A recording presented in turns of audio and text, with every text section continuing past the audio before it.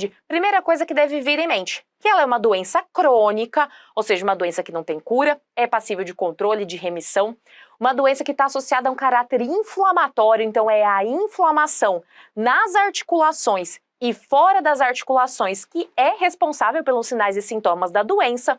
E nunca se esqueçam que a artrite reumatoide é uma doença sistêmica, ou seja, é claro que a gente lembra que o foco primário é a sinóvia, a membrana que reveste as articulações sinoviais. Mas como eu mencionei anteriormente, é uma doença também ligada a manifestações extra-articulares, com elevação de marcadores inflamatórios no sangue. Então, nunca se esqueçam, doença crônica de caráter inflamatório sistêmico. E quando a gente pensar em epidemiologia para doença reumatológica, epidemiologia é básico. Lembrem da mulher adulta, especialmente dos 30 aos 60 anos, com um pico de incidência ali em torno da meia-idade. Então lembra dessa imagem, porque ela é muito característica da epidemiologia de artrite reumatoide. E aí, para a gente começar a discutir aquilo que de fato cai na sua prova, você tem que estar apto a ler um enunciado e identificar, além da epidemiologia, os achados clínicos que vão nos fazer, na hora, pensar em artrite reumatoide. Então, para toda doença reumatológica, normalmente a gente tem aquele padrão de acometimento articular que é típico de cada uma. Então, na artrite reumatoide não é diferente. É uma doença que normalmente se instala ao longo de semanas, poucos meses, e que é caracterizada pelo que está dentro desse quadrinho que eu destaquei aqui, ó, despenca na prova. Então, você não pode deixar de ter isso na ponta da língua. Bora destrinchar, então, cada uma das características da artrite na artrite reumatoide. Então, primeiro ponto, é uma poliartrite, ou seja, 5 ou mais articulações inflamadas. É uma doença crônica, como eu já destaquei, ou seja, duração de 6 semanas ou mais de sinais e sintomas. Ela é simétrica, ou seja, normalmente afeta as mesmas articulações, tanto do lado direito quanto do lado esquerdo, e uma doença que afeta pequenas e grandes articulações, mas que tem uma predileção pelas pequenas, principalmente metacarpo-falangiana, interfalangiana proximal, punhos e as pequenas articulações dos pés. Então, a partir de agora, pensou no padrão de acometimento articular típico da artrite reumatoide? É disso daqui que você vai lembrar. Poliartrite, crônica e simétrica, de pequenas e grandes articulações. Ok? E aqui, ó, para a gente não esquecer os achados de exame físico que são característicos da doença, tanto aqueles que aparecem mais precocemente, quanto aqueles que surgem com a doença já em estado mais avançado. Então, num quadro inicial de artrite reumatoide, é essa imagem à esquerda que a gente vai encontrar. O que a gente vê aqui? Um claro aumento de volume com discreto eritema sobre segunda e terceira metacarpo-falangianas. E notem que a gente já tem, ó, um discreto mais presente desvio ulnar dos dedos, ok? Comparem com a outra mão, fica mais evidente. Se a gente não faz diagnóstico, se a doença progride, a gente não trata adequadamente, outras articulações vão sendo envolvidas, esse desvio ulnar dos dedos fica mais pronunciado e no punho, nos ossos do carpo, acontece o contrário, a gente tem um desvio radial, por isso a mão fica com esse aspecto de mãos em Z ou mãos em ventania. Pensando nas deformidades associadas à artrite reumatoide, outras duas são importantes, e aqui elas têm associação com a lacidão, com frouxidão ligamentar, que também faz parte do quadro clínico da doença. E para facilitar, grava a primeira, que é o pescoço de cisne. Por quê? Porque é fácil de lembrar do pescoço de cisne, olhando a sua própria articulação, lembrando da imagem. Já a botoeira ou boutonnière, você vai lembrar que é o contrário do pescoço do cisne. Quer ver? Ó, primeiro, então, deformidade do tipo pescoço de cisne. O que a gente encontra? Uma hiperextensão da interfalangiana proximal com uma flexão da interfalangiana distal. Parece um pescocinho de cisne. Tudo bem? Acho que fica mais fácil de identificar. Já a botoeira ou boutonnière é o contrário. A gente tem a flexão da interfalangiana proximal e a hiperextensão da interfalangiana distal. Beleza? Então, não se esqueçam dessas duas, são muito características. Tão importante quanto lembrar o que é muito sugestivo de artrite reumatoide, a gente não pode esquecer daquilo que fala contra a doença. A artrite reumatoide não é nem de longe a única causa de artrite, de inflamação articular. Então, se vocês encontrarem no enunciado achados presentes nessa caixinha, deixa a artrite reumatoide de lado e começa a pensar em outras doenças reumatológicas ou não reumatológicas, tá? Então eu falei que a artrite reumatoide é uma poliartrite. Logo, frente a uma mono ou oligoartrite, artrite reumatoide nem pensar. Pense em gota, em uma artrite infecciosa, enfim. Acometimento de interfalangiana distal, isso aqui, ó, é um clássico. Então eu mostrei metacarpofalangiana, interfalangiana proximal, eu não subi para distal, porque a artrite reumatoide classicamente poupa essas articulações. Quem gosta delas? A osteoartrite, então a artrose, a artrite psoriásica, a artrite reumatoide, não, esquece. Assim como a artrite reumatoide não gosta da coluna, exceto coluna cervical, principalmente a articulação entre C1 e C2. Então, segmentos torácico, lombo-sacro, sacro-ilíaca, nada a ver com a artrite reumatoide. Lembra, por exemplo, das espondiloartrites.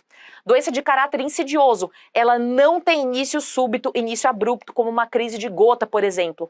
E ao longo da doença, as articulações envolvidas, elas não vão migrando, ou seja, tá com uma articulação inflamada, melhora e aí de repente aparece a artrite em outra. Não, o caráter é aditivo. As articulações inflamadas vão se somando ao longo do tempo, tá? Então não é artrite migratória. Bem importante esse slide aqui, assim como aqueles que trouxeram as características da artrite reumatoide. Beleza? Próximo passo, discutir manifestações extra-articulares, e elas já caíram na prova do Revalida. Então, primeiro ponto, elas são mais frequentes do que a gente imagina e estão presentes em até 40% dos pacientes. O que é fator de risco para o paciente ter manifestação extra-articular? Ter fator reumatoide e ou anti-CCP positivos, principalmente em altos títulos. Já a gente vai discutir esses autoanticorpos, fica tranquilo. E pacientes tabagistas, a gente sabe que o cigarro é um fator de risco para o desenvolvimento da doença e que está ligado a pior prognóstico. Normalmente, as manifestações extra-articulares, na grande maioria dos pacientes, elas se iniciam após as queixas articulares. Mas, em uma minoria dos casos, e foi isso que já caiu no Revalida e pode ter complicado a vida do candidato ali na hora, o quadro extra-articular pode preceder o quadro articular, tá? Então é infrequente, mas é possível. Com relação aos sinais e sintomas, pode tudo começar de uma forma bem inespecífica, então uma fadiga, um mal-estar, uma perda de peso. Febre e adenomegalia pode até existir, mas não é frequente. Quem que a gente tem que valorizar?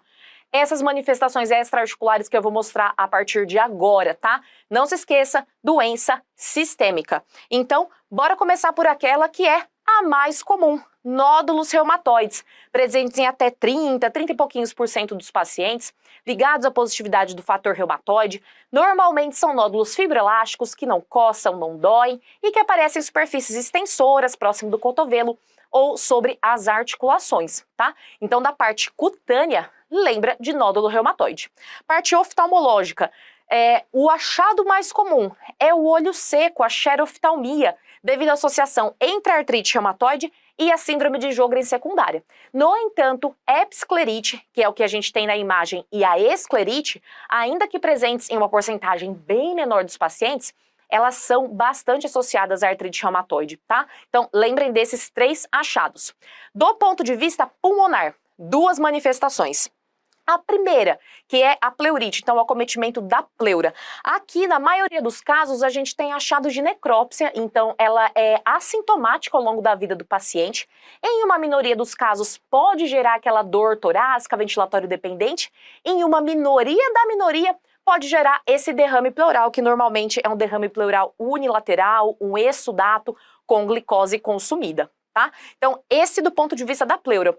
Agora, se a gente está pensando em artrite reumatoide, ela pode afetar o interstício pulmonar e levar à doença intersticial pulmonar também, o que aumenta a morbidade e a mortalidade dos pacientes.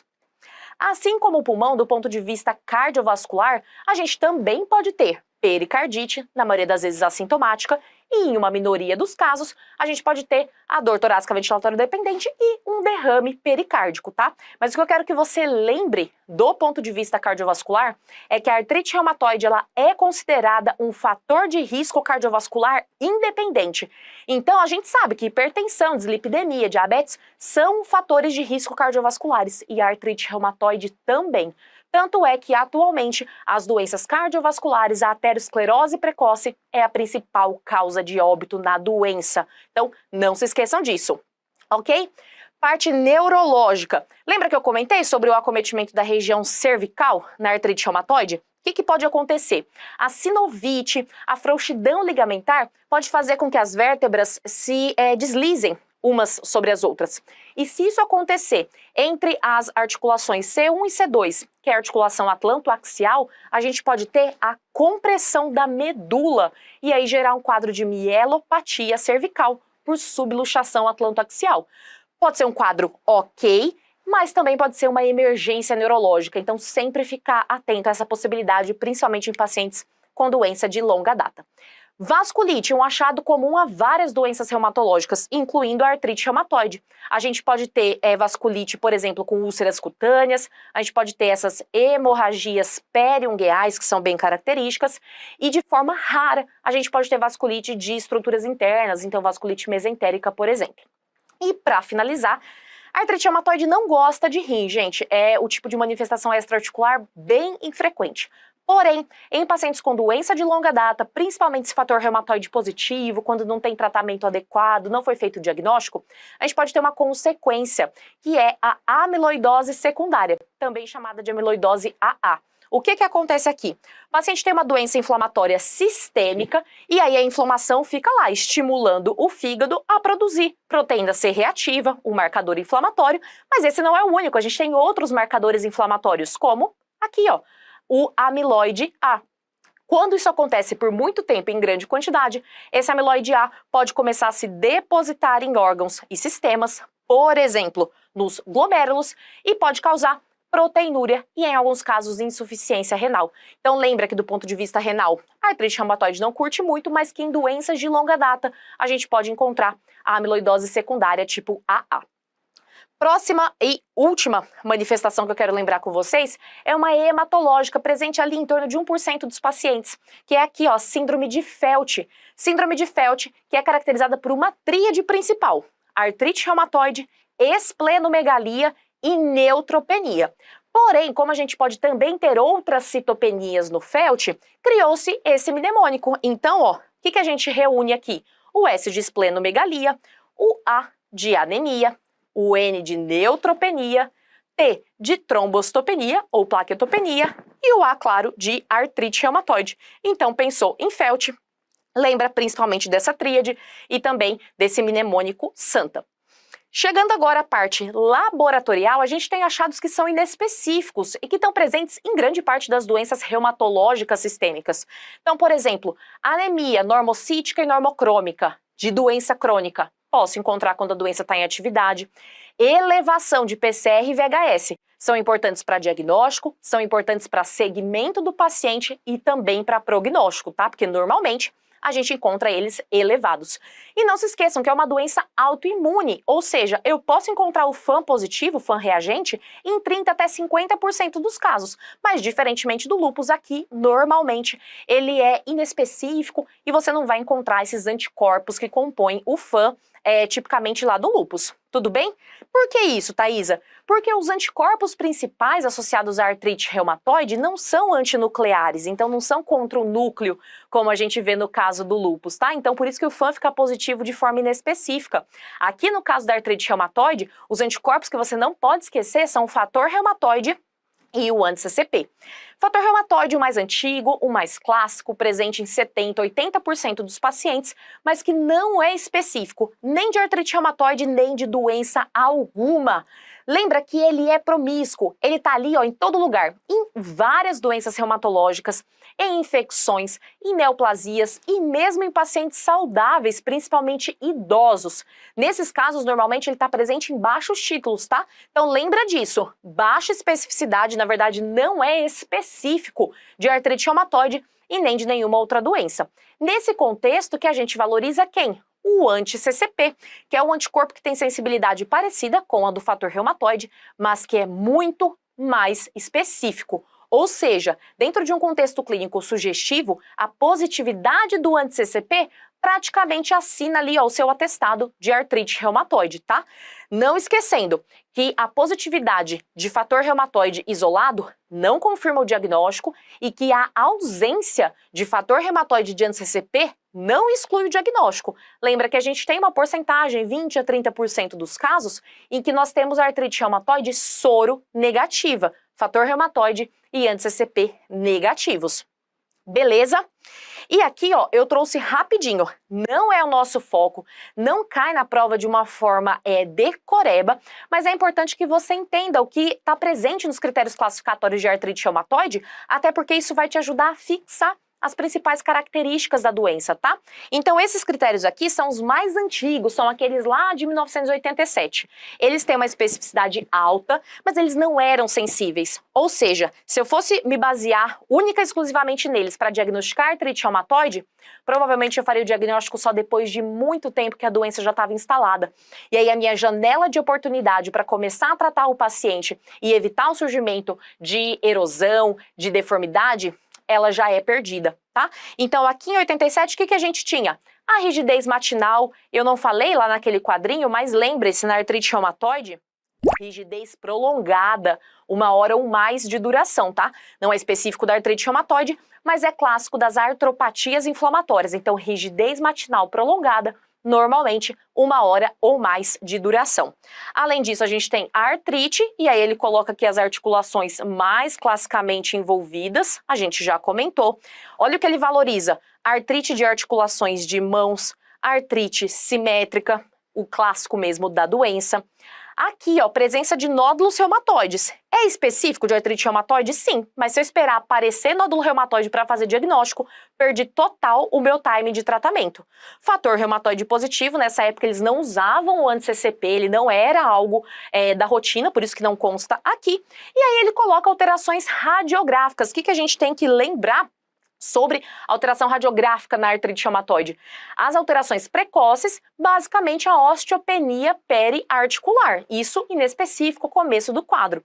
Doença progrediu, principalmente quem tem fator reumatoide anti-CCP positivos. Eu não tratei, não diagnostiquei, quem que vai surgir? A erosão marginal, que é a responsável pelas deformidades, pelas sequelas da doença. Então, o nosso objetivo atualmente é não chegar a esse ponto. Eu não quero identificar erosão em um paciente que está chegando pela primeira vez para mim, tá? Eu tenho justamente que evitar o surgimento desse tipo de alteração. Beleza? E aí, para contrastar, a gente tem os critérios mais atuais, que são esses, ó, de 2010. É um sistema de pontuação, não precisa decorar. O que você tem que saber daqui? Olha o que ele valoriza, o que gera maior pontuação. O acometimento de pequenas articulações e uma quantidade maior de articulações. Poliartrite de pequenas e grandes articulações. Do ponto de vista sorológico, a positividade do fator reumatoide e ou do anti-CCP.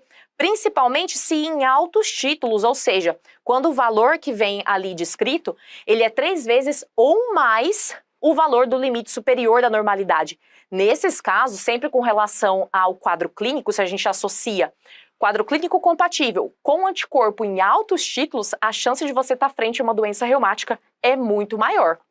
Tudo bem? Próximo passo aqui, ó, duração de sintomas. É uma doença crônica, 6 semanas ou mais. E, por fim, uma doença inflamatória sistêmica, PCR e VHS anormais elevados, tá? Então, só para vocês verem que não precisa decorar. Se você tiver em mente tudo que a gente discutiu até antes, você já consegue inferir esses critérios. Agora, para a gente finalizar, tratamento. Eu já falei aqui, o nosso objetivo é iniciar tratamento na janela de oportunidade, ou seja, o quanto antes que surjam alterações radiográficas no paciente, especialmente a erosão. E para isso a gente dispõe de 2 grupos de medicamentos na artrite reumatoide, que são as drogas sintomáticas e as drogas antirreumáticas modificadoras do curso de doença, com o apelido aqui, ó, de DMARDs, que é o nome mais conhecido dessas drogas, tá? Começando pelas drogas sintomáticas, como o próprio nome indica, elas são super eficazes para atuar de forma rápida no controle da inflamação e assim reduzir dor e os sinais flogísticos presentes nas articulações dos pacientes. Só que elas não alteram a progressão natural da doença, ou seja, elas não evitam o surgimento de erosão. É por isso que sempre que a doença estiver ativa, a gente vai utilizar a droga sintomática, cujos principais exemplos são anti-inflamatórios não esteroidais e glicocorticoides. Porém, o tratamento do paciente nunca pode se limitar a isso aqui. A gente precisa de um DMARD. Por quê? Ele tem uma ação sintomática, só que ela leva mais tempo para começar a agir. E diferentemente de anti-inflamatório e corticoide, aqui a gente tem sim uma interferência na história natural da doença. A gente pode evitar ou alentecer o surgimento de erosão radiográfica, ok? Então, tratamento de artrite reumatoide atualmente deve conter uma droga antirreumática modificadora do curso de doença, tá? E aqui, de novo, a gente tem dois grupinhos diferentes. O das drogas sintéticas e o das drogas imunobiológicas. Tratamento de primeira linha na artrite reumatoide é aqui, ó, DMARD sintético. E no Brasil, nos guidelines, a gente tem 4 drogas disponíveis: metotrexato, leflunomida, sulfasalazina e a hidroxicloroquina, cloroquina, os antimaláricos.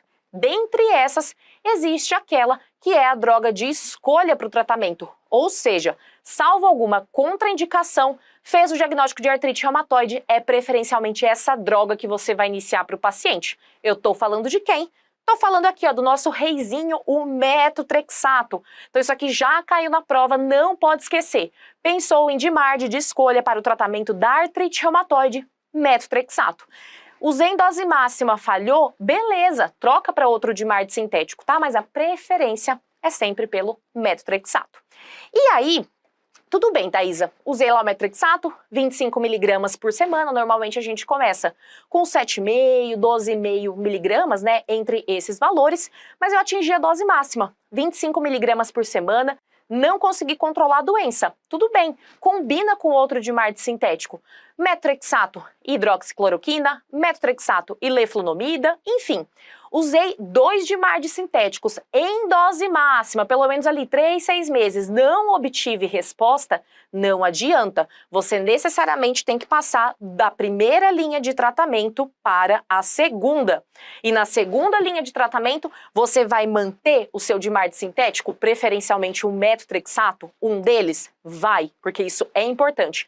Mas você deve associar um DMARD imunobiológico. Então é aqui que entram as drogas biológicas, tá? Grupo de drogas biológicas mais famosas, porque são as mais antigas, as mais utilizadas, sem dúvida dos anti-TNFs.